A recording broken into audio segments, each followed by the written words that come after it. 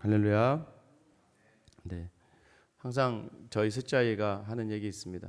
아빠 좋다고 얘기하죠. 요새 아빠 제일 좋아? 라고 물어보면 가만히 있다가 이렇게 얘기했습니다. 예전에 제가 말씀드렸죠. 아빠는 네 번째로 좋아. 왜 아빠가 네 번째야? 하나님, 예수님, 성령님, 그 다음이 아빠라고 하는 거예요. 제가 얘기해 줬죠. 연수야, 하나님은 한 분이야. 그러니까 아빠를 두 번째로 해야 돼. 아빠가 두 번째로 좋은 거야 라고 이렇게 얘기해 줬습니다. 사실은 이런 이야기들 들으면 여러분 어떻습니까? 아무리 이제 하나님을 먼저 좋아하고 사랑해야 하는데 아내와 남편 사이에서도 난 당신보다 하나님이 더 좋아. 참 이 말이 맞고 그렇게 하는 것이 맞는데 왠지 좀 서운해지는 듯한 느낌이 들지 않습니까? 그런데 여러분 그걸 알아야 되는 것이죠. 그것이 바로 정말 진정한 사랑을 할 수 있는 힘이 되는 거예요. 오늘 그 땅에 들어가서 조심해야 될 것들에 대해서 이야기합니다. 6절 7절인데요. 너희 가족들이죠. 가족들이 가만히 너를 깨어 이르기를 너와 내 조상들이 알지 못하던 다른 신들을 가서 섬기자 한다는 거예요. 분명히 너희 가족 중에도 너희를 흔들 자가 있다는 거예요. 생판 모르는 자면 또 너의 생명을 함께한 친구가 너를 깨어낸다는 겁니다. 여러분 그렇게 쉽게 넘어갈 수 있습니다. 잘 모르니까요. 무지하니까요. 그리고 그것이 맞는 것 같다고. 왜냐하면 아직 우리 안에 세상적인 논리와 생각이 있기 때문에 제가 말씀드렸잖아요. 가나안에 들어간 이스라엘 백성이 농사를 지어야 되는데 농사를 어떻게 지어야 돼? 무지하니까 모르니까 물어보는 거예요. 여러분들 그러지 않습니까? 교회 처음 시작할 때 어떻게 하는 거예요? 교회 처음 시작하면 여러분들 막 그러지 않습니까? 목사님 신방을 받아야 되는데 모르니까 옆에 있는 분한테 계속 물어보잖아요. 목사님 신방 어떻게 받아야 돼? 아니면 교회 등록을 어떻게 해야 돼? 교회 저기 하려면 어떻게 해야 돼? 하면서 물어보는데 그럼 그 전에 있던 사람들이 이렇게 하면 될 거야라고 하는 그분들의 경험을 얘기해 주면 이제 몇 분 확인해 보고 얼추 비슷하다 하면 이렇게 가는 거죠. 이게 이제 뭐예요? 내가 모르니까 물어보고 얼추 보편적이다 하는 것들이죠. 세상의 것들이 다 이런 식으로 어떤 논리적으로 정리가 되면 그렇게 따라가는 것이죠. 사실 이제 어제 저녁에도 오늘 이제 설교 또 이런 내용이 나오길래 한 번 더 확인을 했습니다. 저희 셋째 딸한테 현서는 아빠가 제일 좋지? 했더니 어제는 갑자기 5번째라는 거예요. 이상하다. 오늘은 왜 5번째지?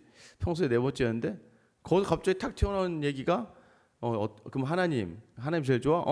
하나님, 그다음에 예수님, 그다음 부처님이 갑자기 나오더라고요. 그래서 깜짝 놀랐습니다. 갑자기 왜 부처님이 왜 들어와? 했더니 부처님도 되게 좋대라고 얘기하는 거예요. 부처님이랑 하나님을 동일하게 알고 있었다. 그러니까 누군가가 이제 부처님도 하나님이야라고 이제 친구들이나 누가 얘기해줬나 보죠. 어제 얘기하다 갑자기 제가 이제 그 말을 듣고 이제 너무 웃겨가지고 이제 집사람한테 여보, 얘가 아빠보다 부처님이 더 좋대라고 이제 이렇게 얘기했더니 이제 아내도 이제 어이가 없어 하더라고요.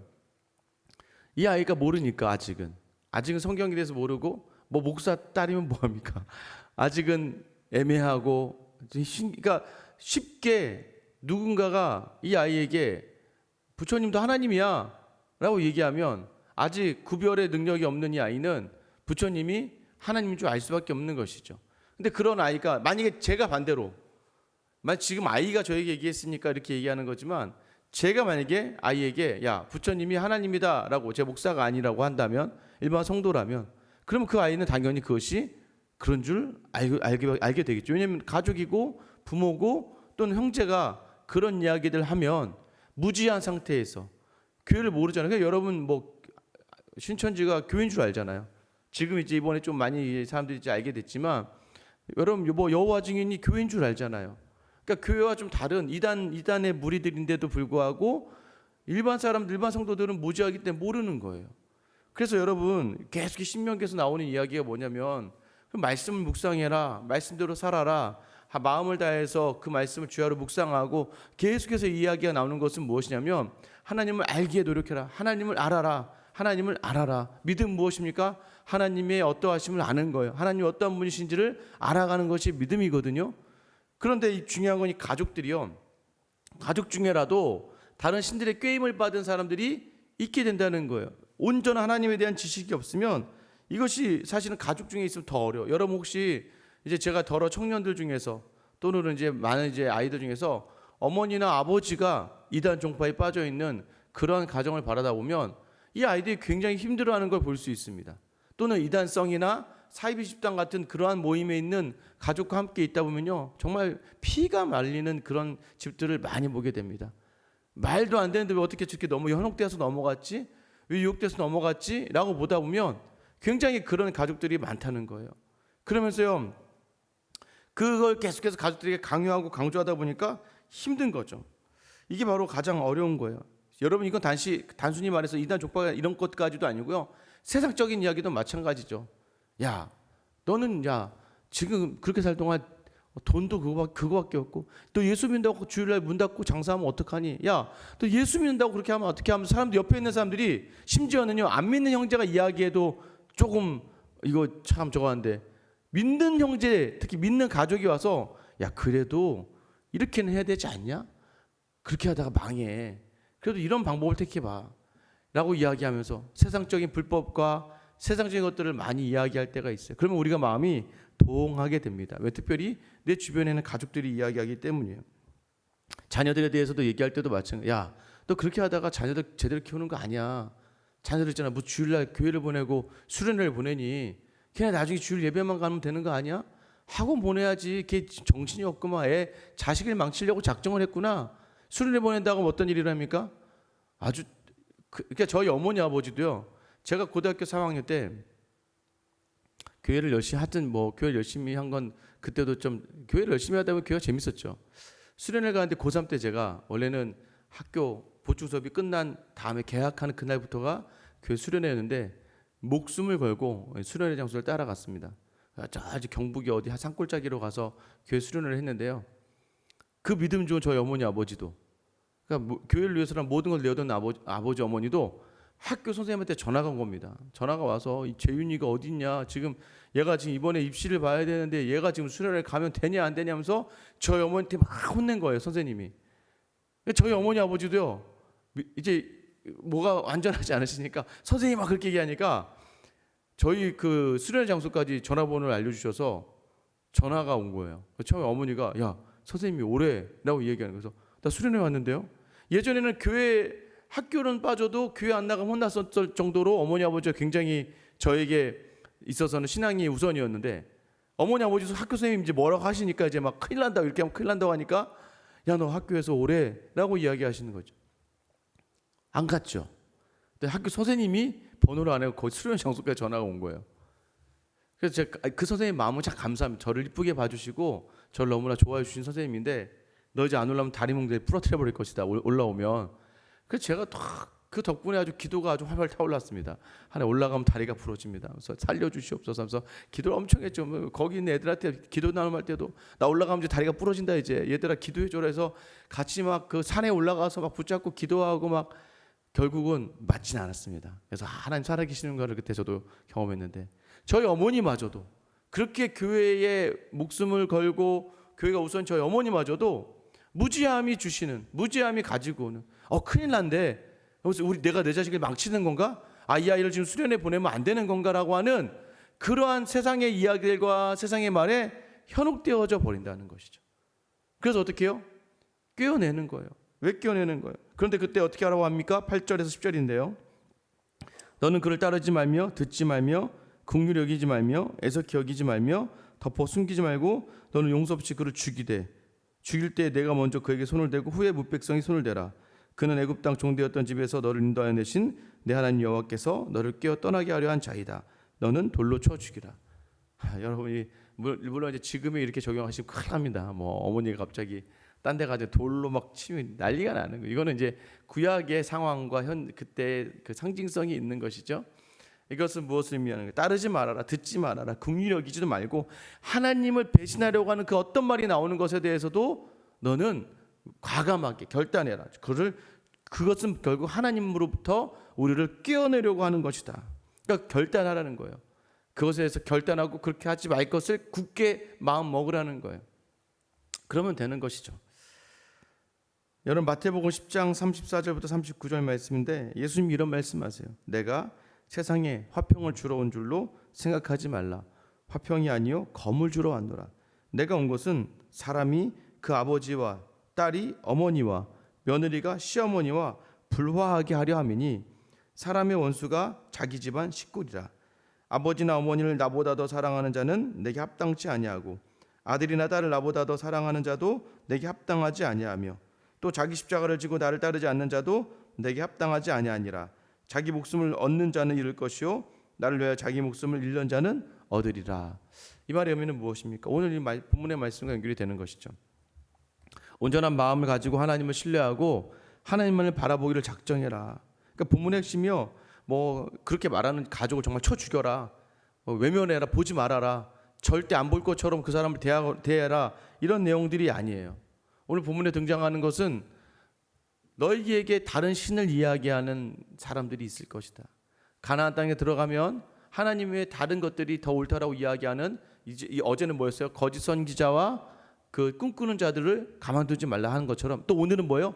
네 주변에 너를 가장 잘 알고 너희 상황을 가장 잘 알아서 마치 그가 경험한 것이 맞는 것처럼 너에게 와서, 야, 그건 아니잖아, 믿음이 있다고 그렇게 사는 게 아니야, 야, 믿음은 믿음이고 살아내는 건 살아나는 거지 라고 이야기하면서 세상의 것으로 현혹하는 그 사람들, 특별히 가족이 될 수 있는데 그게 굉장히 어렵다는 것이죠.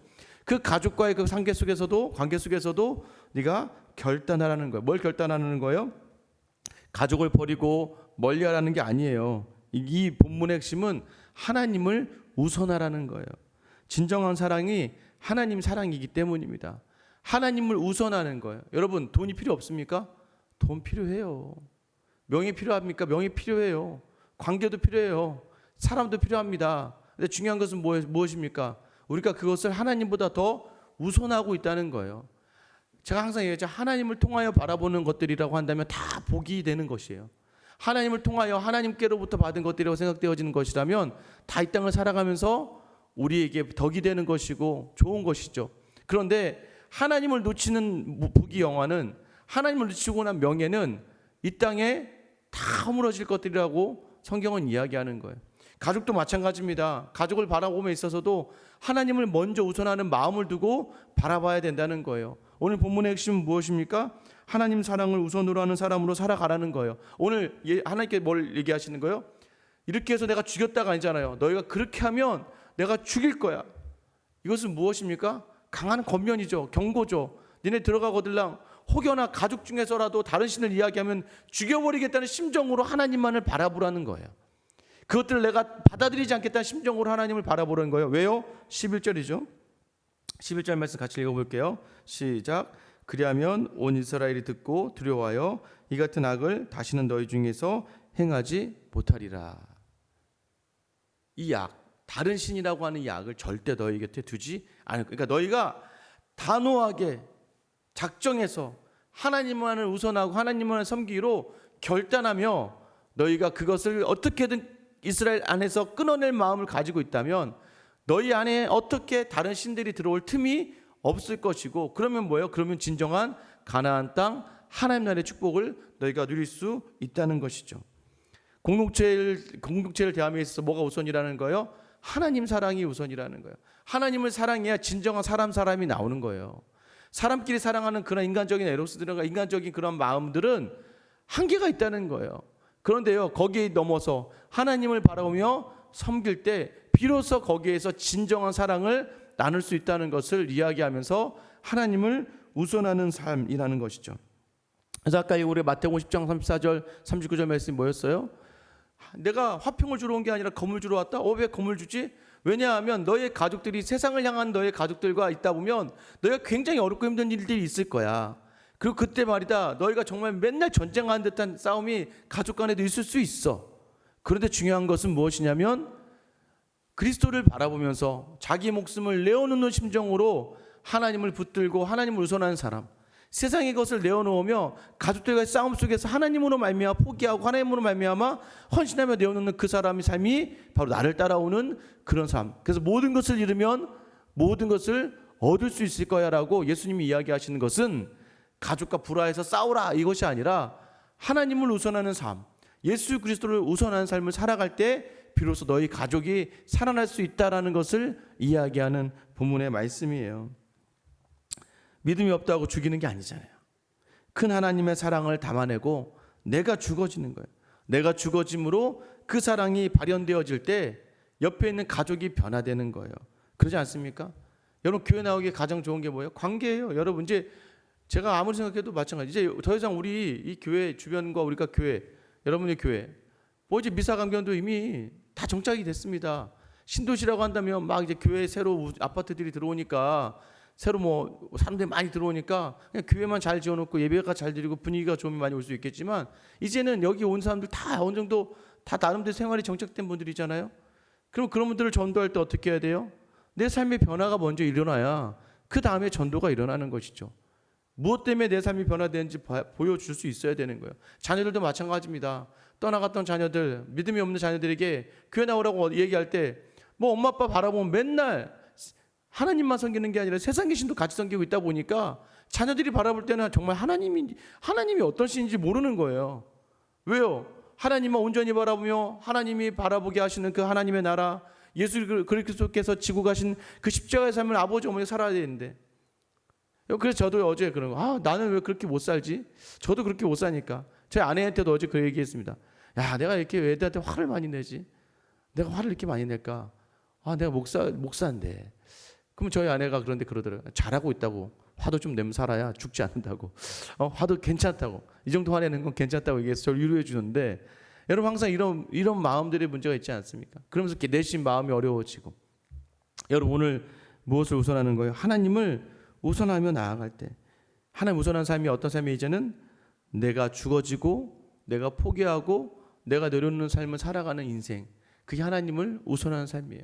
그때 가족들에게 내가 가족들 내친다는 게 아니라 가족들의 그 사상과 세상의 생각과 세상의 신조를 내가 따라가지 않고, 그러나 때로는 가족과의 불화가 있을 때 하나님의 사랑으로 말미암아 내가 포기하고 헌신하고, 그리고 더 나아가서 하나님께 내게 주실 것을 바라보는 그 사랑으로 그 사람들을 바라보고, 그때 하나님이 비로소 나를 통하여 그 공동체를 살려주신다는 겁니다. 오늘 하루도 여전히 여러분을 가까이에서 여러분을 깨어내려고 하는 그러한 사람들이 있을 겁니다. 그때마다 여러분 결단하세요. 나는 하나님만 섬기기로, 나는 하나님만 바라보기로. 이 결단을 통해서 오늘도 하나님이 허락하신 그 땅을 누릴 수 있는 귀한 하루가 되길 예수님의 이름으로 축원합니다. 이 시간 같이 한번 기도하실게요. 혹여나 지금 많이 마음이 흔들리고 넘어지고 염려되지 않습니까? 불안하고 이렇게 살아야 되는 게 맞나? 그때마다 옆에 있는 사람들이 너 그렇게 살면 안 돼. 야, 교회 다니는 건 뭐 그게 교회 다니는 건 다니는 건데 그래도 세상은 세상이잖아 라고 이야기하면서 우리를 깨어내려고 하는 사람들이 있지 않습니까? 심지어는 가족 중에도 있잖아요. 어머니 그렇게 교회 다니면 뭐 할 거예요? 아버지 그게 교회 다니는 거예요? 라고 얘기하면서 우리를 어렵게 할 가족들도 있고, 심지어 우리의 모습을 보면서 지혜롭지 못하다고 하면서 우리를 향해 비난하는 사람들도 있을 겁니다. 그러나 여러분의 마음이 하나님에게만 전심으로 쏠려 있다면 하나님은 여러분의 인생을 반드시 책임져 주실 줄 믿습니다. 오늘 지금 기도하실 때 하나님, 다시 한번 하나님만 바라보겠습니다.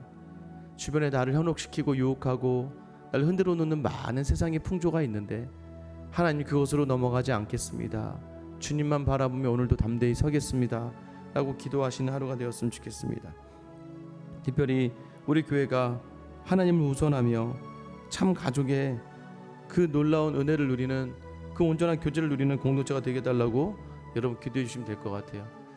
코로나의 상황 속에서 또 내일 주일 예배가 드려집니다. 나오는 모든 성도들에게 하나님이 예배 가운데 임재하여 주시고 그 상황을 붙들어 달라고 예배를 위해서 기도해 주시고요. 특별히 이 상황 속에서 한국교회가 다시 일어설 수 있게끔 한국교회를 위해서 기도해 주시기 바랍니다. 오늘 이 시간 나와 교회를 위해서 또 한국교회를 위해서 우리 주님 이름 부르며 기도하며 나가겠습니다. 주여